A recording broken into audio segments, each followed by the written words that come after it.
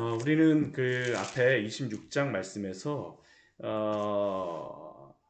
이스라엘 민족의 2차 인구조사에 대한 그러한 말씀을 보았습니다. 각 지파가 몇 명이고 각 집안별로도 어떻게 그 성장이 왔는지, 또 가장 어제 말씀에서는 레위 지파에 대한 그러한 인구조사에 대한 것도 보았습니다. 근데 이렇게 인구조사를 하신 이유가 크게 보면 두 가지의 목적입니다. 첫 번째는 군사적인 그러한 군사가 얼마나 있는가라는 것을 조사하시기 위함이고, 두 번째 이 말씀을 주신 목적은 기업을 나누기 위함입니다. 그런데 이 기업을 나누기 위하여서 이 말씀을 주셨는데, 문제는 이 기업을 나눈다라고 하게 되면, 무엇이든지 나누다 보게 되면 이게 항상 문제가 발생을 합니다. 이게 공평함의 그러한 문제가 나누다 보면 발생을 할 수밖에 없어요. 오늘 말씀을 보면 바로 이 공평함에 대하여서, 이 기업을 나눌 때 공평함에 대하여서 발생하는 문제에 대하여서 말씀하십니다. 근데 오늘 말씀을 보기 전에 앞에 인구조사를 할 때에 나왔던 그 한 절이 있습니다. 우리 26장 33절 말씀을 같이 한번 보도록 할게요. 26장 33절입니다. 같이 읽겠습니다. 헤벨의 아들 슬로보앗은 아들이었고 딸뿐이라. 그 딸의 이름은 말라와 노아와 호글라와 밀가와 다르사니. 우리 바로 뒤에 34절에서는 문하세 종족이라 하고 나서 그 다음에 52,700명이었더라 라고 말씀하시는데, 인구조사에서는 대부분 다 남자 이름들만 나오는데, 여기 33절 말씀을 보게 되면 슬로보시아라고 하는 그러한 인물과 함께 그의 딸들인 5명의 여인의 이름이 나오고 있습니다. 왜 나왔을까요? 오늘 말씀과 관련이 있기 때문입니다. 이 공평함의 문제와 관련이 있기 때문에 이 앞에 그 인구조사에서 이들도 기업을 받을 자 중에 들어간다라는 것을 알려주시기 위하여서 26장 말씀, 33절 말씀 이것을 말씀하시고 나서 오늘 27장 말씀에서 이것을 더 기록하여서 왜 이렇게 되어졌는지를 설명하여 주십니다. 우리 27장 1절 말씀을 보게 되면 요셉의 아들 문하세 종족들에게 문하세의 현손 마길의 증손 길르앗의 손자 헤벨의 아들 슬로보앗의 딸들이 찾아왔다라고 합니다. 굉장히 깁니다. 그렇죠? 슬로보앗 같은 경우는 그러니까 문하세의 4대 손이고 요셉 자손으로 따진다면 5대 손이라고 이야기를 할 수 있습니다.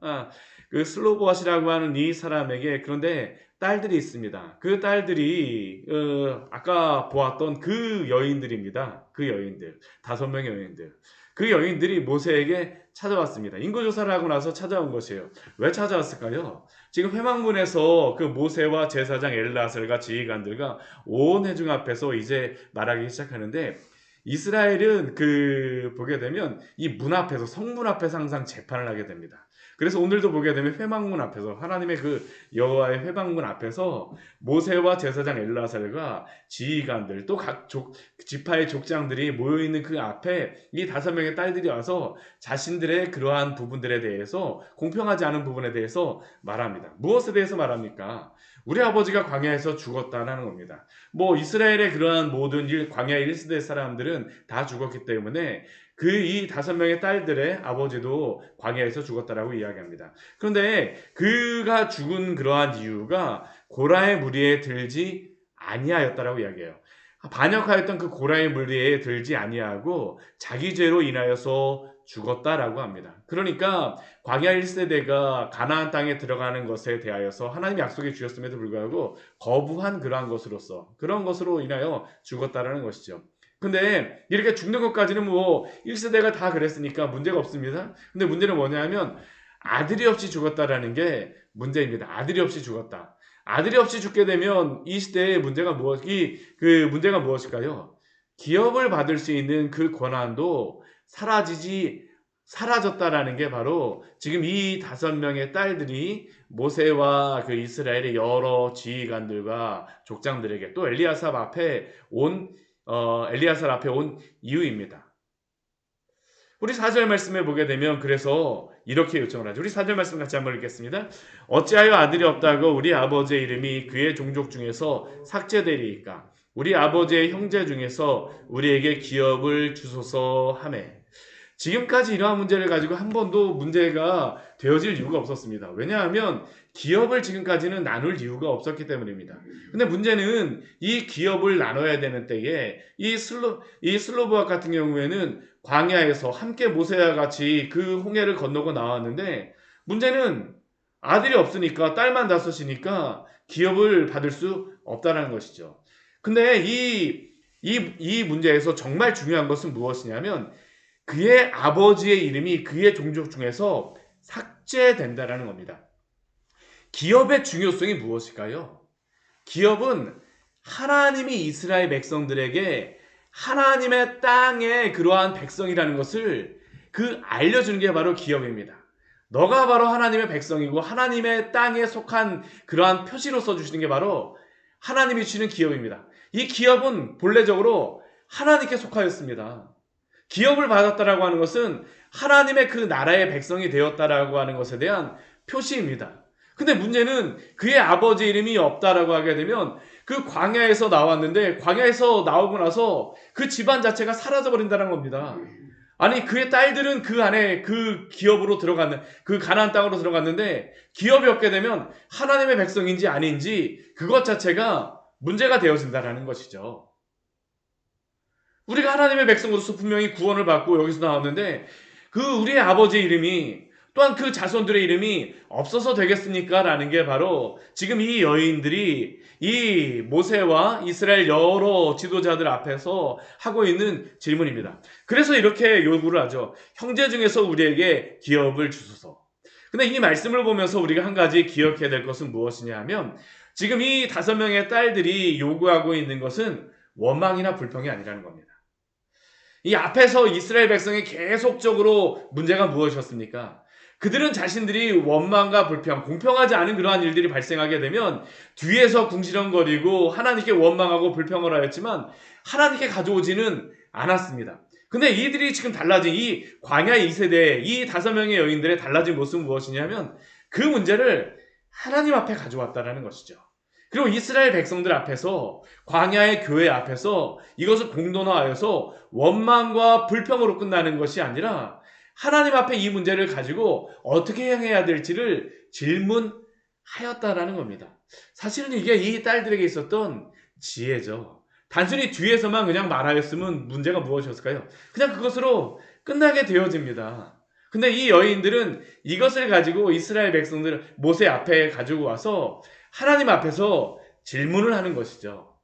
물론 이것이 답변을 하는 것이 쉽지는 않습니다. 그러니까 우리 5절 말씀해 보게 되면 모세가 평소 같으면 이 지휘관들과 함께 대답을 하였을 것인데 이 사연을 하나님 앞에 아뢰게 되어집니다. 왜냐하면 여기에 대해서는 여태까지 한 번도 하나님이 이렇게 주셨던 그런 말씀이 없기 때문입니다. 왜냐하면 이스라엘의 기업은 아들에게 전달되어지는 게 기본적으로 하나님이 주셨던 그러한 말씀이었기 때문입니다. 근데 이 기업의 문제에 대하여서 딸만 있게 되어지면 그러면 우리가 하나님께 받았던 그 기업에 대해서는 어떻게 됩니까? 라고 질문하는 것이죠. 근데 여기에 대해서 하나님께서 어떻게 하실까요? 아주 친절하게 오늘 말씀을 보면 말씀하십니다. 우리 7절 말씀 같이 한번 읽어보도록 하겠습니다. 슬로브와 딸들의 말이 옳으니 너는 반드시 그들의 아버지의 형제 중에서 그들에게 기업을 주어 받게 하되 그들의 아버지의 기업을 그들에게 돌릴지니라. 아멘. 우리 오늘 말씀에 오게 되면 하나님께서 이 슬로브와 딸들의 이 요구사항을 들으시고 나서 안 되라고 말씀하시는 것이 아니고요. 아마 보통 이스라엘 백성들 같은 경우는 그건 안 되는 거 아니야? 그렇게 생각했을지 모릅니다. 근데 하나님께서 그렇게 말씀하지 않았어요. 슬로브와 딸들의 말이 옳으니라고 말씀하십니다. 옳으니. 왜 그렇습니까? 이 기업은 하나님이 이스라엘 백성들에게 주시는 것이기 때문입니다. 하나님이 백성들에게 주시는 것이기 때문에 하나님의 백성의 그 지위, 그 기업에 대한 것들에 대해서 공평하게 나누는 것들에 대해서 말씀해 주세요. 그리고 이것은 단순히 이 딸들에게만 해당된 문제가 아닙니다. 오늘 이 슬로브와 딸들이 질문한 것이 굉장히 중요한 함의가 있습니다. 왜냐하면 이 문제는 기업이 어떻게 전수되어질 것인가라는 근본적인 질문에 대하여서 질문하는 것이었기 때문입니다. 왜 그럴까요? 이 문제는 딸들의 문제만 아닙니다. 아들 없이 그냥 죽을 수도 있지만 딸들 없이, 아들과 딸들 없이도 죽을 수 있습니다. 또한 형제가 없는 중에 형제가 그 주변에 그 아버지, 그 형제가 없을 수도 있습니다. 여러 가지 없는 그러한 그 기업을 전해줄 수 없는 문제에 대하여서, 그러면 그 기업이 전해질 수 없다면 그 기업은 가만히 내비둬야 됩니까? 농사 짓지 않아야 됩니까? 하나님의 기업을 그냥 묵혀둬야 됩니까? 사실은 이것은 굉장히 여러 가지 것들에 대하여서 하나님이 앞에서 주셨던 기본적인 것, 제비 뽑아서 나누고 기업이 인구가 많은 것에 따라서 나누라는 건 기본적인 그 규칙들을 주셨지만, 그 기준을 주셨지만 그 외에 강론으로서 발생할 수 있는 여러 문제에 대하여서 이 슬로버스의 딸들을 통해서 하나님께서 말씀하여 주시는 것이죠.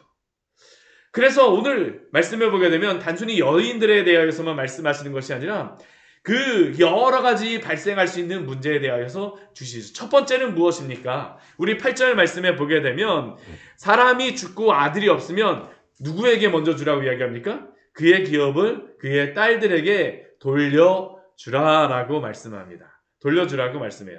사람이 죽게 되어지고 아들이 없으면 그의 기업을 그의 딸들에게 주러라. 그리고 두 번째는 무엇이냐면 딸도 없이 죽으면 그의 기업을 그의 형제에게 주라라고 말씀합니다. 그의 형제에게.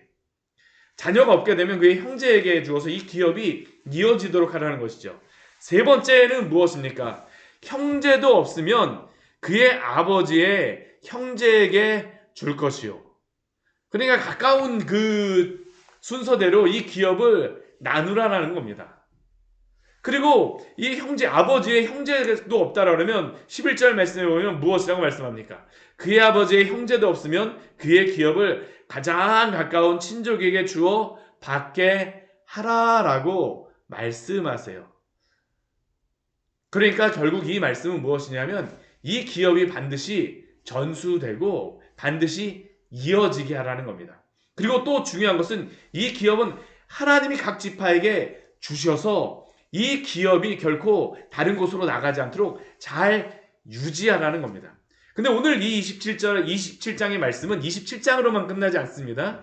인구조사를 하고 난 다음에 이 민수기의 말씀이 끝나는 게 보게 되면 슬로보앗의 딸로 시작해서 27장에서 슬로보앗의 딸로 시작해서요. 36장에서 그 민수기의 말씀이 끝나는데 36장도 슬로보앗의 딸로서 마무리가 되어집니다. 왜 36장에서는 슬로보앗의 딸에 대한 문제로서 마무리가 될까요? 이 슬로보앗의 딸이 다른 지파의 남성에게 결혼하게 되면 하나님이 주셨던 그 앞에서 각 지파에게 주신 그 땅은 그러면 어떻게 됩니까? 라는 그 질문과 맞닿아 있기 때문입니다. 그래서 이 슬로보앗의 딸은 결혼할 때 함부로 결혼할 수 없었습니다. 반드시 이 지파 안에서만 결혼하라고 36장 말씀에서 말씀해 주세요. 그러니까 하나님이 오늘 말씀을 통하여서 주시는 가장 중요한 것은 무엇일까요? 그 기업을 잃어버리지 말라는 겁니다. 그리고 그 기업을 반드시 그 자녀에게 잘 전수하라고 하나님께서 말씀하십니다. 왜요? 이 기업은 하나님의 것이고 각 지파에게 주신 하나님의 유업이요 약속이기 때문입니다.